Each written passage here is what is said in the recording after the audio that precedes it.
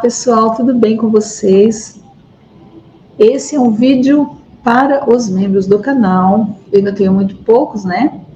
Mas é uma satisfação, mesmo que fosse para apenas um membro, estar aqui para falar sobre o assunto de hoje. O assunto de hoje é prova diabólica. É um tema que fazia tempo que eu queria trazer, mas acabei esquecendo, né, desse tema, fui trazendo outros. Só que essa semana, numa das ações de uso capião que eu tenho, o juiz deu uma sentença de improcedência. Na verdade, o meu cliente, ele não é parte no processo, nem como autor, nem como réu.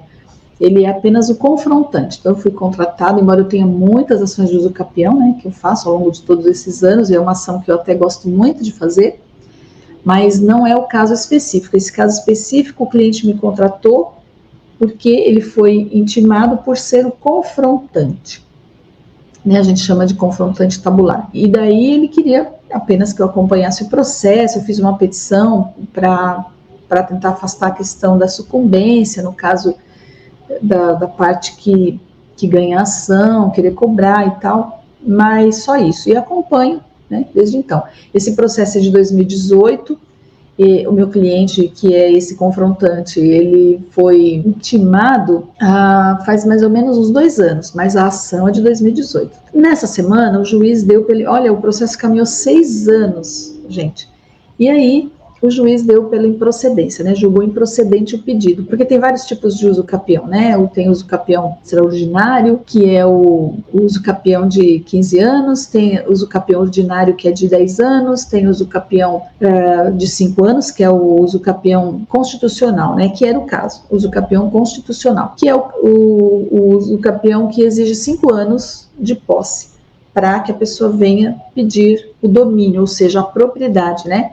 Então, que ela possa dizer, eu sou dono, a pessoa possa dizer, eu sou dona desse imóvel, né? Porque eu exerci a posse como se dono fosse por 5 anos. Então, é isso que ela tem que provar. Tem vários requisitos, mas um deles, uma das primeiras coisas é tem que provar essa posse de 5 anos. E o que essa pessoa fez? É uma senhora.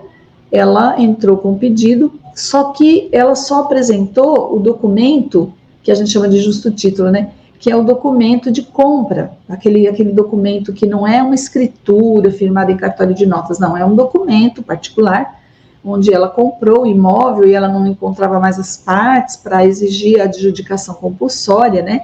Porque quando você não consegue, a pessoa não passa para o seu nome depois de um determinado tempo, depois de pago, o que vai acontecer? Você vai entrar com uma ação de adjudicação compulsória, é como se você estivesse pedindo para o juiz.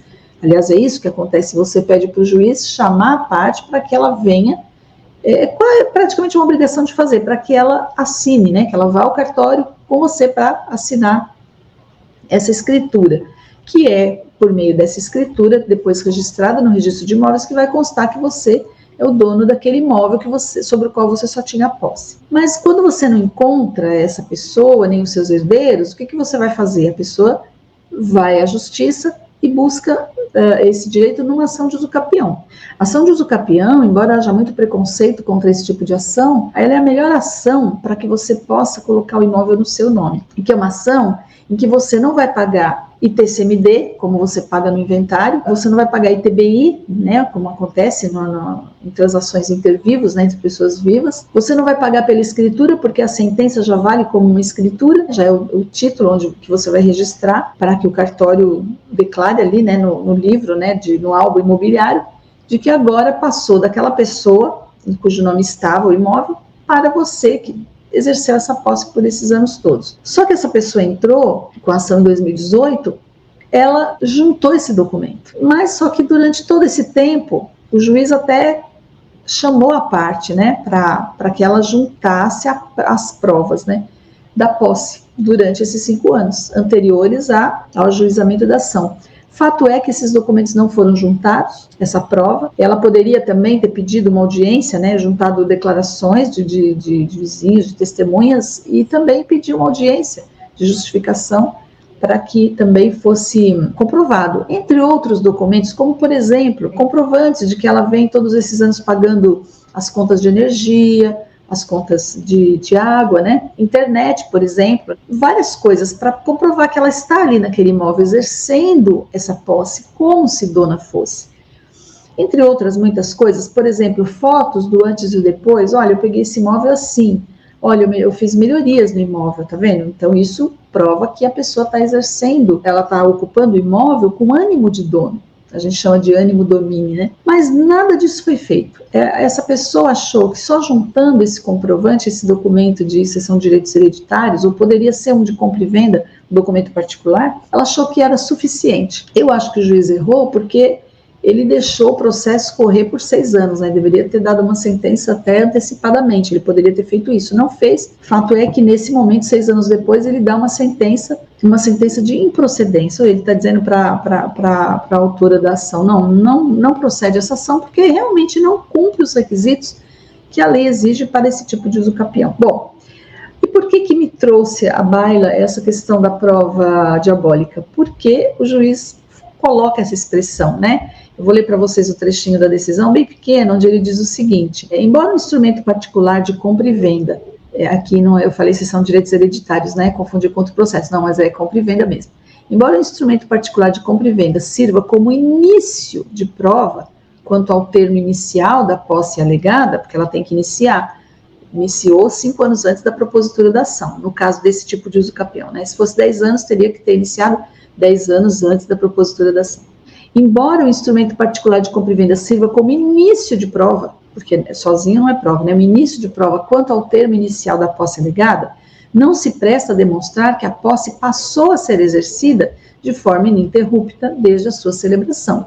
E tem razão aqui o juiz, porque ela poderia ter comprado o imóvel há 20 anos ou há 5 anos antes da propositura da ação e nunca ter ocupado o imóvel, ela apenas comprou. E muitas vezes outra pessoa que está ocupando esse imóvel, e essa pessoa sim pode pedir uso capião, entende? E aí o juiz coloca, em termos diversos, ou seja, em outras palavras, o contrato juntado por si só não se presta como prova do efetivo exercício de atos possessórios sobre o imóvel durante o prazo da prescrição aquisitiva. A prescrição aquisitiva é uso capião, tá? A uso capião, e uso capião é uma palavra feminina, por isso eu estou usando a uso capião, ela é também chamada de prescrição aquisitiva. Por quê? Porque a prescrição, em geral, é a perda do direito com o passar do tempo, certo? Na uso capião é diferente. O passar do tempo torna essa prescrição aquisitiva. Com o tempo, eu vou adquirindo o direito de uso capião, de usufruir o imóvel. Ou seja, de passar ele para o meu nome, né? Por meio de uma sentença declaratória. Então, conforme passa o tempo, na uso capião eu vou adquirindo direitos, por isso que chama de prescrição aquisitiva. Ela é diferente do outro tipo de prescrição, que com o passar do tempo a pessoa perde o direito. Baseado no princípio, o direito não socorre os que dormem. Aqui, na uso capião, o tempo faz com que a pessoa adquira mais direitos, né? Vai chegando ao ponto que cumpre esse tempo. Então, o juiz está dizendo, em outras palavras, o contrato juntado por si só não se presta como prova do efetivo exercício de atos possessórios sobre o imóvel durante o prazo da prescrição aquisitiva, ou seja, durante o prazo da uso capião. Eu vou pular alguns trechos e ele fala: no mais, impende salientar que a prova dos fatos sobre os quais versa a causa é essencialmente documental. Realmente, o uso capião, basicamente, você não precisa, dificilmente tem audiência. Eu já fiz ações de uso capião, né, já defendi clientes em que eu pedi a audiência, o juiz pediu audiência, mas na esmagadora maioria dos casos não há audiência, tá? Porque o juiz está dizendo, é essencialmente documental a prova, né? Já que se trata de ação de uso capião de bem imóvel. Sendo assim, é evidente que a posse exercida pela parte autora durante o prazo prescricional de 5 anos, prescricional aquisitivo, né, demanda prova mais robusta, ou seja, não somente aquele contrato que ela apresentou, com a apresentação de documentos aptos a de fato demonstrar o comportamento de dono, porque está na lei, ela tem que provar que ela exerceu a posse com ânimo de dono. Só que ela junta um documento em que ela comprou o imóvel, isso não prova a posse, ajuda a provar, claro, com outros documentos. Então ele fala, com a apresentação de documentos aptos a de fato demonstrar o comportamento de dono sobre o bem, havendo diversos meios hábeis e acessíveis aos interessados, como eu falei para vocês, né? Várias dicas eu dei aí. O motivo pelo qual não há que se falar em prova diabólica. Ou seja, está falando, há diversos meios de você provar que você exerceu essa posse por esses 5 anos. E eu falei para vocês, tem vários, né? Fotos, eu tenho um contrato de compra e venda particular, né? Eu tenho fotos do antes e do depois. Olha como eu peguei o imóvel, olha como ele está hoje, olha como eu exerci, eu agi como dona. Eu não tinha muro, eu coloquei muro, não tinha essas melhorias aqui, não tinha uma edícula, eu fiz construir uma edícula, tudo isso ajuda, né? Eu pago água e luz, água e energia durante todo esse tempo, que comprova que a pessoa está lá, ajuda a comprovar que a pessoa estava lá, né? Ocupando o imóvel como se seu fosse, entre outros documentos. Mas ela só juntou esse documento. E aí o juiz fala, então não há que se falar em prova diabólica, ou seja, o juiz já estava dizendo assim, ó, não adianta você dizer que é uma prova diabólica. E agora nós vamos entrar no que é a prova diabólica. E vocês vão entender por que o juiz disse isso. E aí eu volto aqui, tá? Depois. Então vamos lá.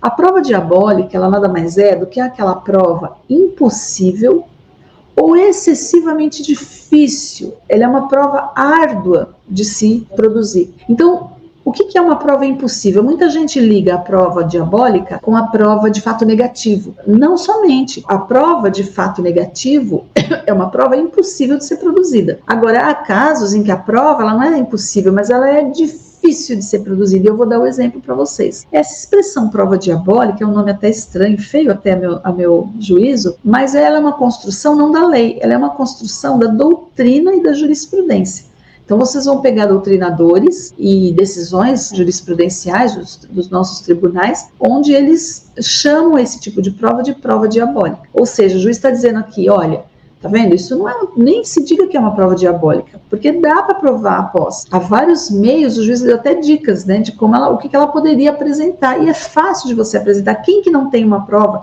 Estou dando aqui o exemplo do uso capião, né? Quem é que não tem contas de água, de energia, de internet? Quem é que não tem? Fotos até pode ser que a pessoa não tenha, mas muitas pessoas têm, né? Como quando compra um imóvel e ela sabe que ela vai ter que fazer algumas melhorias, né? Vai ter que fazer uma reforma, vai dar uma repaginada.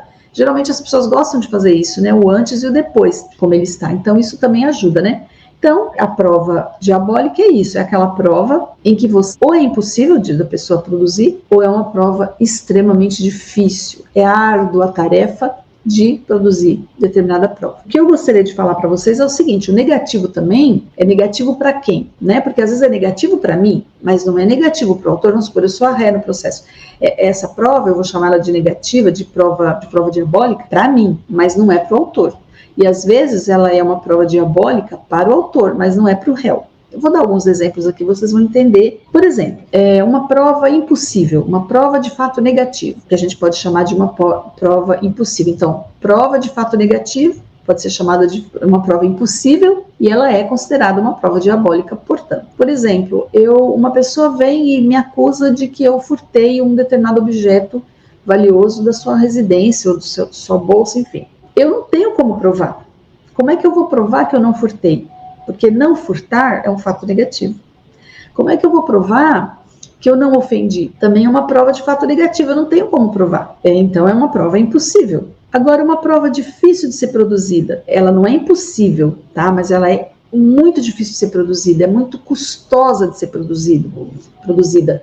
Por exemplo, a pessoa fala assim, olha, eu quero que você prove que você não tem nenhum imóvel no seu nome. Como que eu vou provar que eu não tenho nenhum imóvel no meu nome? Eu teria que... Ela não é impossível, não é uma prova impossível, mas ela é muito difícil de ser alcançada. Por quê? Porque eu teria que, aqui no Brasil, de ter, por enquanto, né, porque estão querendo mudar esse sistema, e aí até vai ser possível. Não vai ser possível, não vai ser tão difícil de produzir, porque vão intercalar todos os cartórios, enfim. Mas hoje eu teria que buscar em todos os cartórios de todos os municípios do Brasil. Imagine o tanto de municípios que o Brasil tem. Porque se a pessoa ela pode dizer assim, eu quero que você prove que você não tem nenhum imóvel no seu nome no estado de São Paulo. Já é difícil, porque o estado de São Paulo tem muitos municípios. Agora, você imagine em nível de Brasil. Então, é uma prova excessivamente difícil de ser produzida. Também é considerada uma prova diabólica.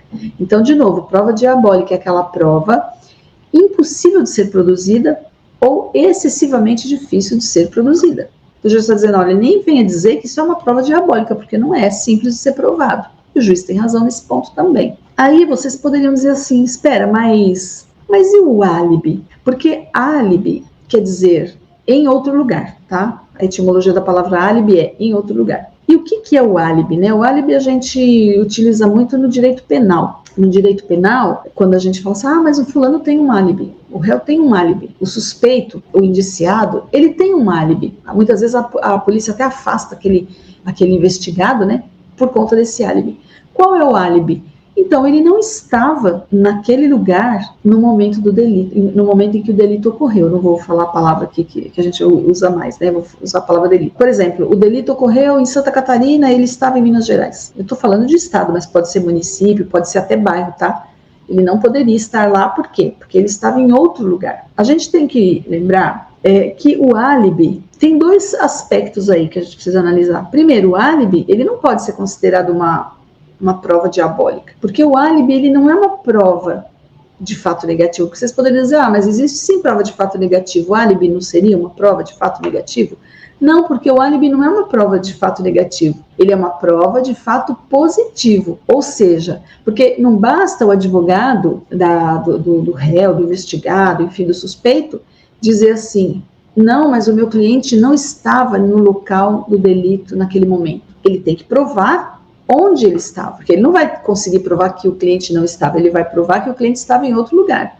Ele pode até silenciar, né? Porque quem tem que provar é o Ministério Público, certo? O ônus da prova incumbe a quem alega. Então, cabe ao Ministério Público, cabe em última análise ao Estado, provar autoria e materialidade. Então, ele tem que provar que foi essa pessoa e que ela teria que estar ali. Mas, então, o réu, ele pode ficar até inerte, ele pode não falar nada, por quê? Porque ele não tem obrigação de provar fato negativo. Porém, a partir do momento que o seu advogado vem dizendo que tem um álibi, então não basta ele dizer, não, meu cliente não estava lá, ele tem que dizer, tá, então onde ele estava? Então, veja, onde ele estava é um fato positivo. O fato dele estar em Minas Gerais e o delito ter ocorrido em Santa Catarina, e ele provar que estava em Minas Gerais, não quer dizer que então está provado um fato negativo, não. Está provado um fato positivo, qual seja, que ele estava em Minas Gerais. Ele vai ter que provar. Ou porque alguém o viu lá, ou porque ele tem uma câmera lá que comprova que essa pessoa não estava lá em Santa Catarina naquele momento, ou algum ticket de uma passagem de trem, de ônibus, onde ele ficou durante um tempo viajando, e que isso prova que ele não estava lá, mas na verdade prova, não é que prova que ele não estava lá, prova que ele estava em Minas Gerais, entende? Agora, pela lógica que você pode chegar ao fato negativo, pela lógica, mas não porque essa pessoa está provando um fato negativo, não. Não existe essa prova de fato negativo, é pela lógica que você chegou ao fato negativo, mas a prova no álibi é uma prova de fato positivo. Ele é uma prova de fato positivo que, pela lógica, você consegue chegar a dizer, não, ele não estava lá. Realmente está comprovado que ele não estava lá, mas pela lógica. Por quê? Porque ele estava em Minas Gerais. E ele estando em Minas Gerais, tem uma teoria, né, na verdade não é nenhuma teoria, é um princípio. Princípio da não contradição. Porque significa o seguinte, uma proposição, ela não pode ser e deixar de ser ao mesmo tempo. Certo? Então, senão a gente teria o fenômeno da ubiquidade. E existe até essa questão de ubiquidade no direito penal, que é quando há a possibilidade de um crime ele ser praticado ao mesmo tempo, mas isso é uma outra coisa. Eu estou falando da ubiquidade de um fenômeno. Não sei se vocês já ouviram falar em ubiquidade ou bilocação, porque veja bem, só Deus é onipresente, certo? Só Deus pode estar no mesmo lugar e ao mesmo tempo. Fora Deus, existe alguns fenômenos que não se sabe, né? Eu não sei se a ciência já chegou à conclusão, isso eu não sei.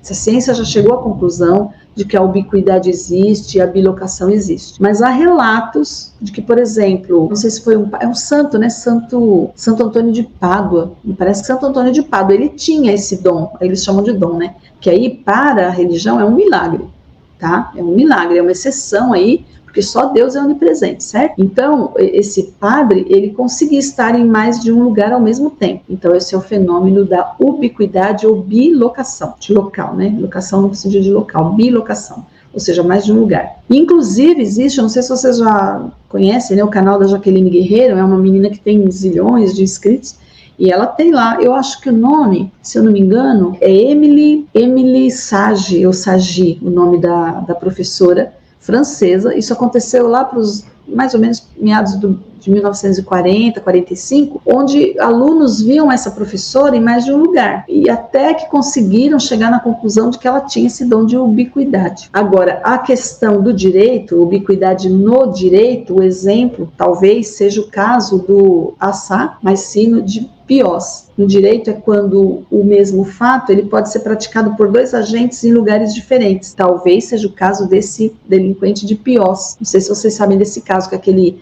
rapaz brasileiro que tirou a vida do tio, da tia e dos dois priminhos dele, lá na Espanha, na cidade chamada Piós. E isso é um fenômeno da ubiquidade no direito. Mas no fenômeno que eu estou falando aqui para vocês, voltando à questão da prova diabólica e voltando à questão do álibi, uma pessoa não pode estar em Santa Catarina e em Minas Gerais ao mesmo tempo, certo? Então, se a pessoa prova, e aí é um fato positivo de que ela estava em Minas Gerais, aí, pela lógica, podemos concluir que ela não estava em Santa Catarina, no momento do delito, entende? Por outro lado também, eu sempre falo isso, né? Às vezes as pessoas falam, não, mas a pessoa provou que não estava lá. Mas o fato dela não estar lá não significa que ela, por exemplo, não pode ter sido a mandante, porque ela estava em Minas Gerais e ela mandou, ela deu ordem, né? Inclusive instruiu e tudo mais, e o executor estava em Santa Catarina.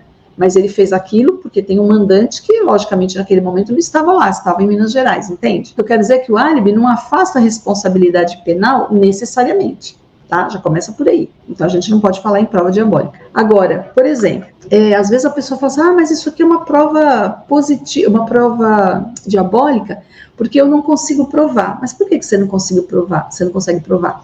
Porque, por exemplo, numa ação de alimentos, eu sei que o meu ex-marido tem condições suficientes de pagar a pensão alimentícia para o nosso filho, mas ele não trabalha registrado, mas eu sei que ele tem condições, então eu não consigo provar porque ele não trabalha registrado. Então é uma prova diabólica? Não necessariamente. Por quê? Porque se você souber agir, como eu já tive casos assim, era um caso de um protético, eu até já contei isso no canal, em que ele falava, a ex-mulher, né, ele tinha 2 filhos adolescentes, e ele pagava meio salário mínimo para as crianças que estavam estudando em fase escolar, né, portanto. Ele era protético, ganhava super, mega, hiper bem. O filho mais velho trabalhava com ele, tinha 12 anos, era um menino mais bem desenvolvido, né, do ponto de vista da compleição física, e também muito inteligente, entendia muito de internet já na época, já faz muitos anos, e ele ajudava o pai nas questões burocráticas ali do serviço de protético, de clientes, aquelas coisas, ele mexia no computador, e ele via tudo que estava no computador.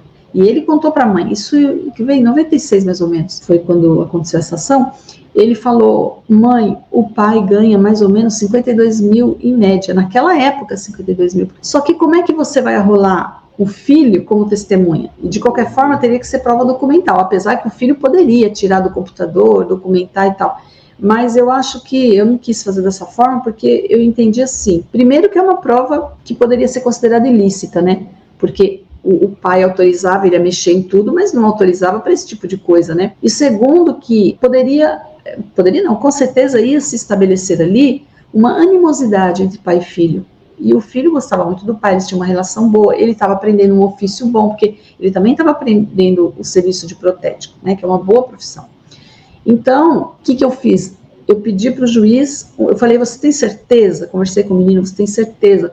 Tenho certeza. Então, não entrei com a ação. E engraçado que ela tinha me comentado que ela tinha passado por 5 colegas, nenhum quis pegar ação.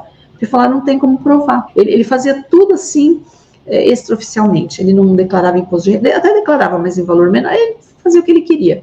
Porque não tinha documentos, ele não era registrado, ele não tinha uma empresa. Eu falei para ela, olha, você tem um jeito de você conseguir, mas primeiro tem que entrar com uma ação chamada ação de produção antecipada de prova. Na época era uma ação mesmo. Hoje teve algumas alterações com relação, mas ainda existe essa possibilidade de pedir a produção antecipada de prova. Mas na época era uma ação cautelar e eu pedi liminar, inclusive. Então eu entrei, eu falei para ela, você não deixa ninguém saber, nem o seu filho, que você vai entrar com essa ação. Porque senão, o que vai acontecer? Numa ação normal, você entrar com a ação de alimentos normalmente, ele ia contestar a ação, ele ia ser citado para responder a essa ação, e aonde ele não ia. Logicamente que ele não ia apresentar para o juiz o que ele tinha, que ele ganhava tudo isso, que, né, tinha prova, ele não ia apresentar essas provas em juízo. Então, o que eu fiz? Eu falei, produção antecipada de prova. Por quê? Porque eu não tenho como buscar a prova. Então, o que eu fiz? Eu esclareci tudo para o juiz, eu pedi liminar, o juiz concedeu, ele nomeou perito cibernético e contábil, era um perito só, mas ele conhecia as duas áreas. O perito foi lá,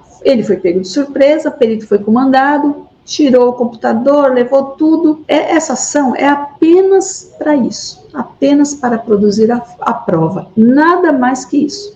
Com a prova realizada, aí eu entrei com a ação de alimentos. Ele não tinha o que fazer, porque eu produzi a prova antes. Essa prova também, por que chama produção antecipada de provas? Ela pode ser por vários motivos. Às vezes é uma testemunha, por exemplo, que é uma testemunha essencial para provar, mas ela está doente no hospital. Ou ela vai viajar e ela precisa viajar para o exterior. E como é que eu vou fazer? Se eu for esperar o momento da produção da prova, porque o processo tem fases, né? Tem a fase postulatória, tem a fase instrutória, que é a fase de provas, e tem a fase decisória, isso no processo de conhecimento. Então, até chegar nessa fase da fase instrutória, que é a fase de provar, a pessoa já viajou, a pessoa já morreu, né? Nesse caso aqui, se eu esperasse e entrasse com uma ação normal, o que aconteceu? Ele ia ser citado e ia já se preparar e ia tirar todos os vestígios que ele tinha. Então, tinha que ter essa prova também. Mas isso não é prova diabólica. Por quê? Porque toda vez que eu tenho condições, eu tenho meios de alcançar essa prova, seja por mim mesmo, seja por meio judicial, não é uma prova diabólica, tá? Outra prova que a pessoa pode achar que é uma prova diabólica, eu não tenho condições de saber quanto que ele ganha, porque ele não é registrado. Ah, mas a Receita Federal não vai me fornecer, não vai me franquear a declaração de imposto de renda do meu ex-marido. É claro que não vai, né? Porque isso é um documento sigiloso. Ou um extrato bancário, o gerente não vai franquear para você os extratos bancários daquela pessoa. Isso eu estou dando um exemplo de alimentos, mas pode ser outro tipo de ação. Você vai pedir o quê? Para o juiz mandar um ofício para a Receita Federal apresentar, juntar nos autos as declarações de imposto de renda e os recibos, os protocolos de tais anos que você queira. Da mesma forma, os extratos bancários. O juiz vai determinar que o cartório do fórum expeça um ofício, né, uma carta, para o gerente juntar nos autos os extratos bancários. Para o banco, no caso, né? Não o gerente, o banco é que vai juntar. Isso não é uma prova diabólica. Por quê? Porque ela nem é impossível e ela nem é excessivamente difícil de você produzir. Você só precisa saber como fazer. Então, basicamente é isso que eu tenho para dizer para vocês. Prova diabólica é uma expressão esdrúxula, né? Poderia ser um outro nome, mas é o nome que se deu pela doutrina e pela jurisprudência, não pela lei, mas existe na lei a previsão dela, e eu vou mostrar para vocês. É o artigo 373, me permitam aqui dar uma lida, rapidinho, é o artigo 373 do Código de Processo Civil, que diz o seguinte: o ônus da prova, ou seja, a incumbência de provar, né? O ônus da prova incumbe, ao autor, quanto ao fato constitutivo do seu direito. Então, é um fato que me dá o direito. Então, esse fato que me dá o direito, eu vou buscá-lo por meio de uma ação, mas eu tenho que provar esse fato constitutivo do meu direito. O ônus da prova incumbe ao réu, ao autor, quanto ao fato constitutivo, e ao réu quanto à existência de fato impeditivo, modificativo ou extintivo do direito do autor. Então, por exemplo, o autor, ele tem como provar, e ele já entra com essa prova, geralmente, né, o mínimo de prova que ele tem, né, se ele não tem muita, tem algumas, como por exemplo, essa do imposto de renda, dos extratos bancários, é durante o processo, mas quando ele entra com a inicial, tudo que ele tem de prova, ele já vai juntar ali. Quando o réu for chamado para se defender, cabe ao réu apresentar a sua defesa, e junto com a defesa, as provas do fato impeditivo, modificativo ou extintivo do direito do autor. Quais são? Um exemplo de fato impeditivo, por exemplo. Um fato que impede o direito do autor, a incapacidade, o erro, a exceção do contrato não cumprido, que a gente fala, né, em latim, exceptio non adimplete contractus. O que significa isso? O autor vem e fala assim: o réu não me pagou o boleto, ele não me pagou a prestação. Às vezes o autor, ele não tem como provar, ele vai provar o contrato, ele leva o contrato nos autos, mas ele não vai conseguir provar que o réu não pagou, que aí é o fato negativo, mas ele vai pedir inversão do ônus da prova, porque o juiz pode inverter o ônus da prova. Ah, seria do autor, mas nesse caso, né, é plausível, eu jogar essa responsabilidade para o réu. Marina está dizendo que o réu não pagou, mas o réu vem e pode dizer, eu paguei. Aí já é um fato extintivo, ele extingue o direito do autor. Eu estou dizendo que ele não me pagou e ele está dizendo, não, eu paguei, está aqui a prova. Provou, pronto, extinguiu o meu direito, o direito do autor. Agora, vamos supor que o autor, eu estou dando exemplo de contrato, vamos supor que o autor chega e fala, olha, o réu não pagou, e o juiz até inverte o ônus da prova, e o réu pode dizer assim, ele pode dizer, realmente eu não paguei, excelência, mas eu não paguei porque o autor não cumpriu a parte no contrato, excepto non adimplete contractus, ou seja, é a exceção do contrato não cumprido. Por quê? Porque os contratos, eles fazem lei entre as partes, então eles têm que ser cumpridos. Qual é a exceção? Quando uma parte não cumpre a parte dela. Então é a exceção do contrato não cumprido. Então o réu pode vir em juízo e falar assim, tá, eu realmente não paguei, mas eu não paguei porque o autor não cumpriu a parte dele no contrato. Então isso já é impeditivo, isso impede o direito do autor. O autor não pode me cobrar uma coisa se ele não a minha parte, se ele não cumpriu a parte dele. Então, esse também é uma prova que é do réu. Extintivo eu já falei, né? Quando ele vem, cobra, e o réu vem e fala, mas olha a prova que eu paguei. Então, extingue o direito do autor, né? O extintivo é a prescrição também. Modificativo, por exemplo, é quando uma parte vem e fala assim, essa parte aqui não cumpriu o contrato. Ela tinha que fazer determinada coisa que está previsto no contrato e o réu não cumpriu. Isso é o autor dizendo. Só que o réu vem e fala, não, eu não cumpri porque tem um outro contrato onde nós modificamos as cláusulas. Ou seja, é o que a gente chama de inovação. É inovar mesmo, de inovar. Então tem um contrato, não tem, a gente às vezes não faz adendos no contrato? Tem adendos que são verdadeiras inovações. Você modifica o contrato. Então realmente modifica o direito do autor. Ele está pedindo uma coisa, mas o réu vem e prova que houve uma inovação, houve um outro contrato, entende? Então, toda vez que o réu vem e ele alega um fato, na sua defesa, ele alega um fato que extingue, ou modifica, ou impede o direito do autor, ele, réu, tem que provar. Se for um fato negativo, como é que ele vai provar? E isso pode acontecer com o autor também. Como eu disse, como é que o autor vai em juízo e vai falar, olha, a pessoa não me pagou, e às vezes a pessoa não pagou mesmo. Só que ele não tem como provar que não pagou, então o autor pede para o juiz inverter o ônus da prova, ele não pagou. Aqui está o contrato, mas ele não pagou. Então ele pede para inverter e o réu, se ele pagou, ele vai provar que pagou. Se ele não provar que pagou, é porque não pagou. Porque quem paga tem a prova de que pagou, entende? Então, tudo isso, então, de novo, o ônus da prova incumbe ao autor quanto ao fato constitutivo de seu direito. Ao réu, incumbe o ônus da prova, quanto à existência de fato que impede, modifica ou extingue o direito do autor. Aí o réu tem que provar. Só que aí vem a questão da prova diabólica. Ela está prevista aqui, mas não com esse nome. Então, no parágrafo 1º, diz o seguinte, nos casos previstos em lei ou diante da peculiaridade ou diante de peculiaridades da causa, de causas relacionadas à impossibilidade ou à excessiva dificuldade de cumprir o encargo, ou seja, cumprir o ônus da prova, né? De cumprir o encargo nos termos do caput, ou relacionadas à maior facilidade na obtenção de prova do fato contrário, poderá o juiz, porque às vezes é facilidade para o outro provar, mas para aquele que está alegando não é. É livre-arbítrio do juiz, poderá o juiz atribuir o ônus da prova de modo diverso. Não assim, o autor quanto ao fato constitutivo do seu direito, ele tem que provar, mas o juiz pode modificar, que nem nesse exemplo que eu dei. O fato constitutivo do direito do autor, o que é? Ele tem o direito de receber. Então ele vai dizer, mas o réu não pagou. Eu tenho contrato, mas eu não tenho como provar que ele pagou. Eu sei que eu tenho que provar, mas eu não tenho como provar fato negativo. Fato que quem pode provar é o réu. É negativo para o autor, mas o réu pode provar. Então o juiz vai inverter para não ficar uma prova impossível, para não ficar uma prova diabólica. Então aqui diz o seguinte, que poderá o juiz, nesse caso, atribuir ônus da prova de modo diverso, desde que o faça por decisão fundamentada. Ele vai dizer, olha, realmente o autor tem direito, mas ele não tem como provar, então eu vou inverter porque o réu tem como provar o direito do autor. Entende a inversão? Desde que o faça o juiz por decisão fundamentada, caso em que deverá dar à parte a oportunidade de se desincumbir do ônus que lhe foi atribuído. Por quê? Porque realmente, nesse caso, para o autor, é uma prova impossível dele produzir. Então, há essa inversão. Então, aqui, quando ele fala, olha, nos casos previstos em lei ou diante da peculiaridade da causa relacionada à impossibilidade ou excessiva dificuldade de cumprir o encargo, ou seja, de cumprir com o ônus da prova, de provar, eu vou pular aqui um pouco, poderá o juiz atribuir o ônus da prova de modo diverso. Então, aqui, ele está dizendo em outras palavras o seguinte, olha, quando acontecer de ser uma prova diabólica, que é a prova impossível, difícil de ser produzida, o juiz pode inverter o ônus da prova. Só que aqui não aparece essa expressão prova diabólica. Por quê? Porque, de novo, é uma construção jurisprudencial e doutrinária, tá bom? Então é isso, pessoal. Eu espero que vocês tenham gostado desse vídeo, né?